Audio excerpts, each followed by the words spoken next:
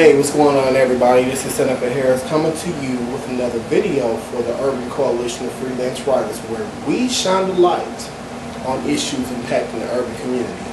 Now, first and foremost, I just want to let you guys know it's been a while since I've actually done a live video. Most of our videos have been excerpts from our podcast, The Urban Wire, which you guys need to check out at www.blogtalkradio.com/UCOFW.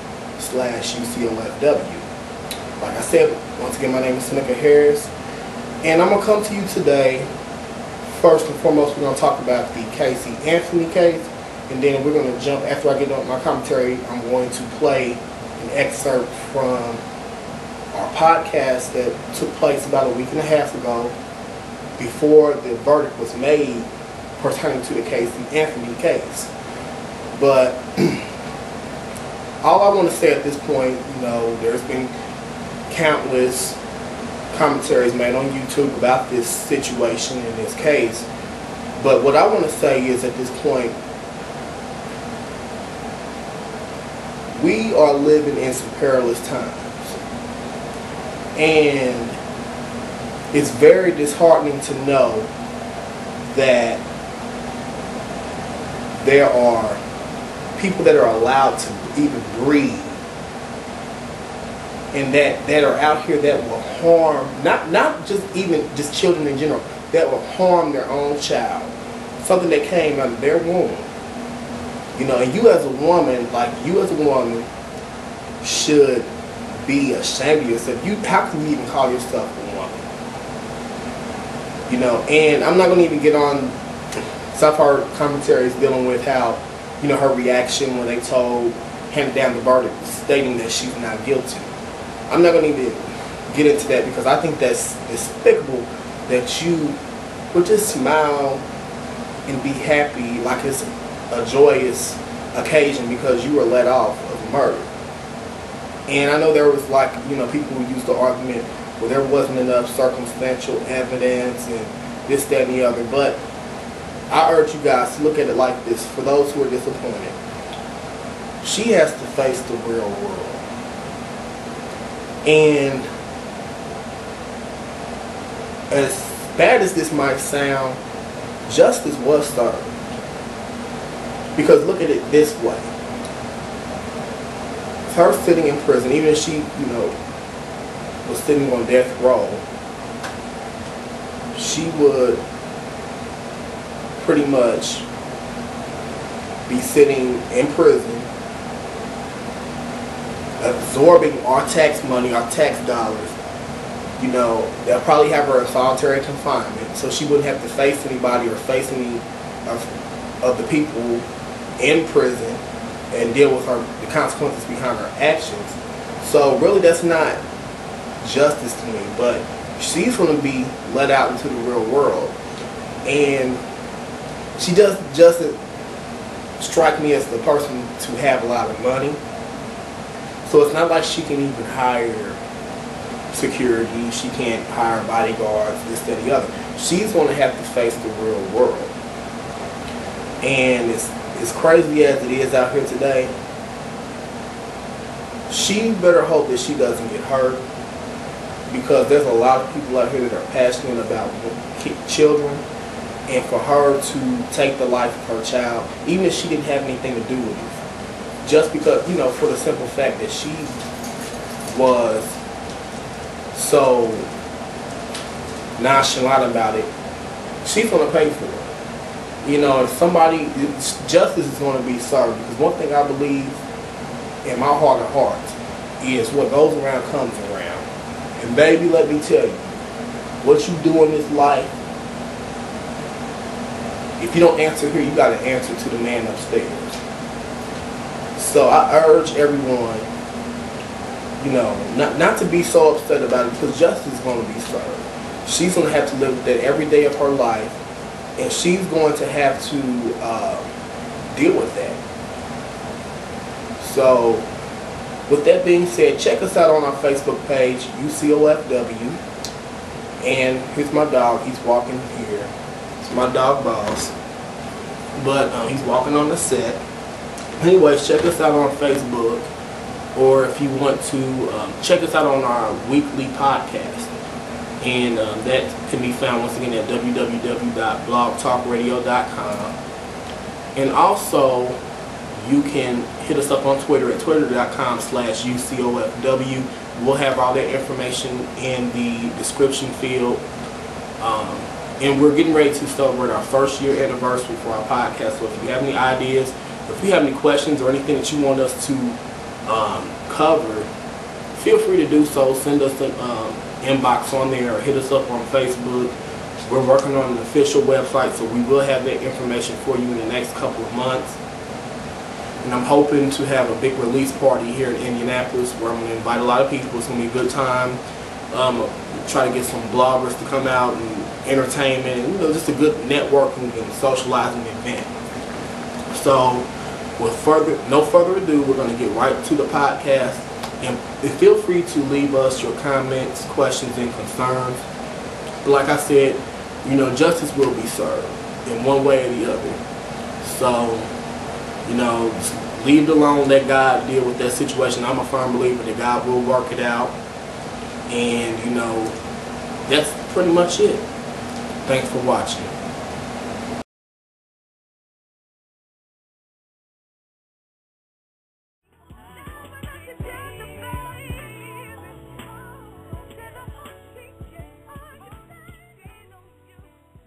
Welcome back to the Urban Wire. Oh, stories like this that really gets to the soul. It really hurts you to hear stories like the story that we're about to discuss. And it's very sad. We know that time is wrapping up.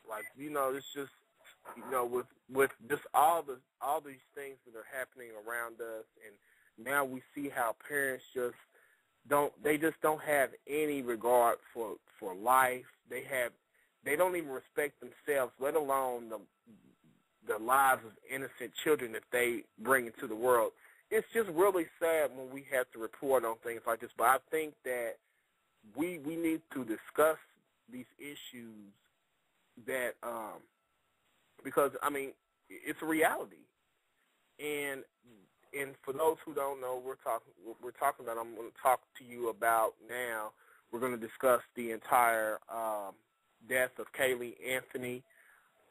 She was, I don't even think she was only 3 years old when she was murdered. And it's just really sad that we have to even discuss this, I'm just going to give you guys an overview of the whole situation. I'm getting my information off of Wikipedia. Just gives you a really good summary about what happened. I'm not going to read this whole entire article, but I'm going to read some highlights from it. And then we're going to discuss this and take it from there. All right. Kaylee Marie Anthony. She was born August 9, 2005. She died June the 16th of 2008. Was an American child who disappeared in June 2008, attracting national attention. Her body was discovered 5 months later. Her mother, Casey Anthony, was indicted on charges of first-degree murder on October 14, 2008, and was in county jail when the jury selection for her trial began May 9th of 2011. Casey Anthony has maintained that she did not harm her daughter and that she is innocent of all charges. Kaylee's paternity is not a known as fact. Tests have ruled out several men, including Casey's father and brother, as Kaylee's father. Boy, that's a shame there. On July 13, 2008, while doing yard work, Cindy and George Anthony found a notice from the post office for a certified letter affixed on their front door. George Anthony picked up the certified letter from the post office July 15, 2008, and found out that their daughter's car was in a tow yard. George told an employee at the tow yard and later the police that when he picked up the car, the smell of the car had made him afraid that his daughter and granddaughter could be deceased in the trunk. When the trunk was opened, it contained a bag of trash. Kaylee Anthony was reported missing to the Orange County Sheriff's Office July 15, 2008 by her grandmother, Cynthia Anthony. In that same call, Casey Anthony acknowledged to the operator that her daughter had been missing for 31 days. Kaylee had lived in her grandparents' home with her mother, Casey Anthony, until June 15, 2008. According to George Anthony, Kaylee's grandfather, Casey left the family's home June 16, 2008, taking Kaylee, who was almost 3, with her. Cindy asked repeatedly during the month to see Kaylee, but Casey stated she was too busy with a work assignment in Tampa. At other times, she said Kaylee was with her nanny, later identified by Casey as Snyder Fernandez Gonzalez, at theme parks or a beach, which pretty much I remember seeing a special on this, or they did a 48-hour special on this, and they said this woman did not even exist. Now, there was a woman by that name down there, but she claims that she had never even met, don't even know those people. So she pretty much made a fictitious name up that happens to be somebody's name, for real. But anyway, Casey Anthony was first arrested July 2008 and was charged the following day with giving false statements. And also she was charged with neglect of a child and obstruction of criminal investigation. And the judge denied bail, saying that Casey had shown woeful disregard for the welfare of her child. And I'm just going to jump on down here to, there's a part in here I want to talk about, the criminal trial. Okay. Jury selection began May 9, 2011 at the Pinellas County Criminal Justice Center in Clearwater, Florida, because the case has been so widely reported in the Orlando area. Jurors were brought from the Pinellas County to Orlando. Jury selection took longer than expected and ended on May 20th, 2011, with 12 jurors and 5 alternates being sworn in. The panel contains 9 women and 8 men. It has been estimated that the trial will take about 2 months, during which the jury is sequestered to avoid influence from information available outside the courtroom. And pretty much it goes on to say that the defense, led by Joe Baez, presented its claim that Kaylee drowned accidentally in her family's pool June the 18th, 2008, and was found by George Anthony, who then covered up Kaylee's death. Baez also alleged that George Anthony had sexually abused Kaylee since she was 8 years old. Whew. Baez also claimed that Casey's brother Lee made sexual advances towards Casey and was given a paternity test to see if he was Kaylee's father. The prosecution alleges an international murder and is seeking a death penalty against Casey Anthony.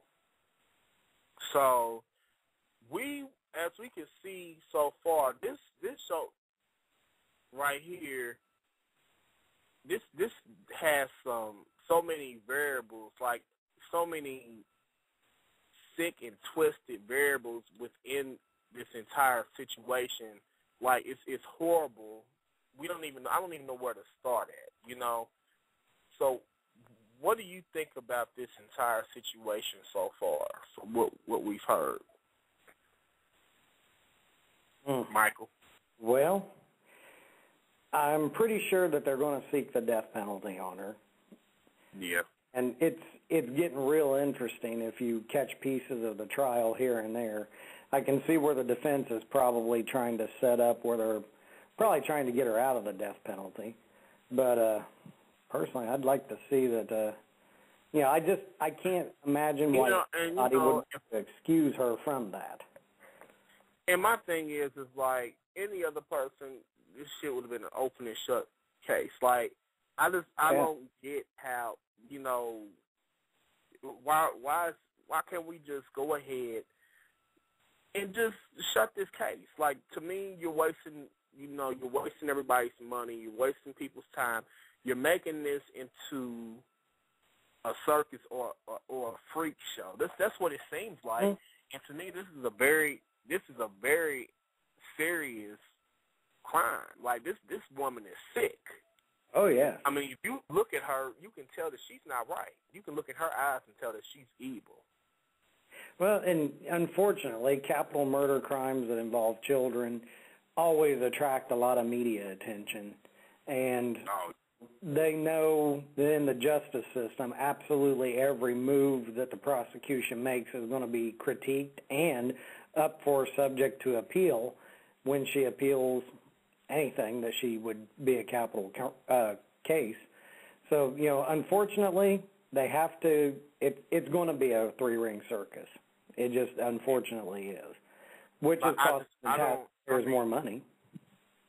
I don't see how she's not going to get the death penalty. I don't see, because they were saying how, the whole time while her child was supposedly missing for that whole month, she was out partying, taking pictures, just living it up like nothing was even wrong. Like she was living like a life of a college, like, you know what I'm saying, a college student that just didn't even have any responsibility. Like, she didn't even have a child. Like, she didn't even care that her child was missing. She didn't even care her child was deceased. She knew what was going on. Like, and this whole situation where she was lying to people saying, she's her nanny and this, that, and the other. Like, first of all, even if that was true, why would you have a 3-year-old child, like, gone out of your presence for an entire month, and you're walking around like nothing's wrong, and you're walking around like that's just normal. That's, to me, I could not do that as a parent. Like, my child will not be out of my sight for that long, even if that was true. Yeah, but that and like I didn't even know how sick she is. Yeah. And see, I didn't even know that, because to me, I haven't really been following this, like in depth, but like, I didn't even know that they were alleging that there was some incest or some sexual abuse that was going on. Like, I didn't even know that they said that, she had that going on in her past. I don't know. I'm kind of wondering. I mean, I see why the police went ahead and tested the brother and the father, because as you start looking for reasons why somebody would step off the deep end, you're obviously going to look. She seems disturbed. Yeah, I mean, I see why they tested them, just to be on the safe side. Of, hey, well, this. Why don't we check the option out? That way we can rule it out. But at least that test come back negative. Thank the Lord. Her parents have seemed to be fairly stable people, though, from what I've read. Do you get the same impression from that? Yeah. I mean, they seem like they were stable. I mean, but, I guess I would ask the question, too, like, where's my grandchild at? Yeah. See, I'll be very disturbed if my daughter told me that she just upped and let some strange woman take my child, keep my child for a month, and you're out here partying like it's no big deal. Like, I don't know. I don't know. What do you think about this, Deandra? You know what? They giving this way too much talk. They should have been and gave her sympathy and everything. It's almost, 2012? and she still going to trial, I'm just going to keep it real. If it was somebody black, they'd already been gone. I hate to say this, and I don't want to turn this into no race issue, but that's what would have happened. They would have not got all this press, and all this, is she competent to, to take the stand and to testify? And girl, it wouldn't have been no question. It wouldn't even gone this far. How old is she anyway? I don't think she's that old. She's in her 20s. I know her ass old enough to know better. Well, it's like a child having a child, I thought she was at least in her mid-20s. Well, hell, even if she is in her mid-20s, she's sure enough acting like a damn child. Yeah. I still feel like I don't think, how some people just be trying to act like this is something she just came out and did, this is new for her.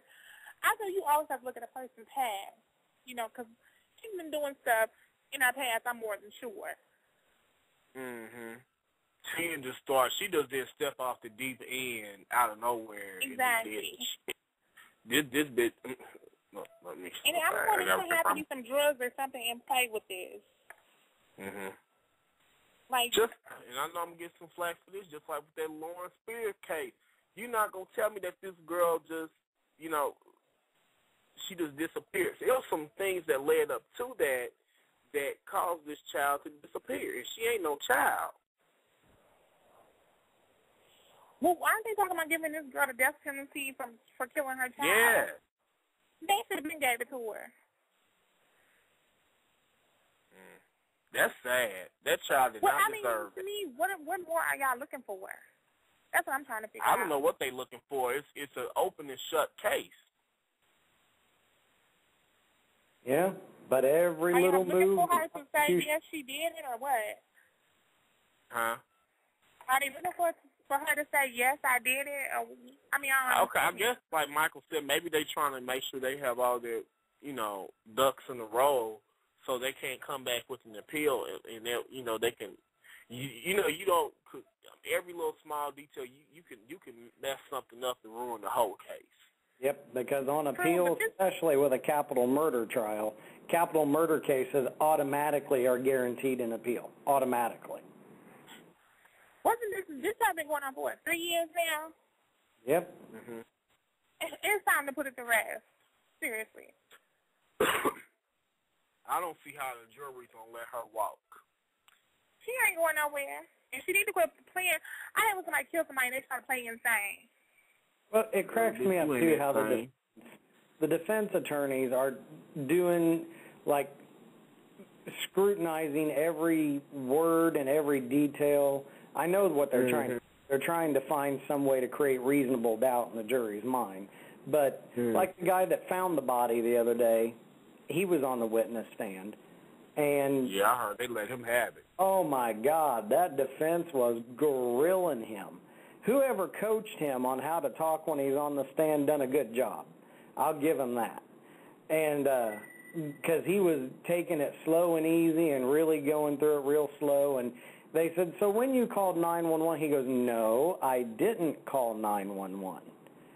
She goes, oh, and then they come back to her, so when you called that, no, I didn't say that, because then they're trying to prove, they accuse him of, oh, you knew there was a reward for the body or the remains or whatever, you knew there was a reward.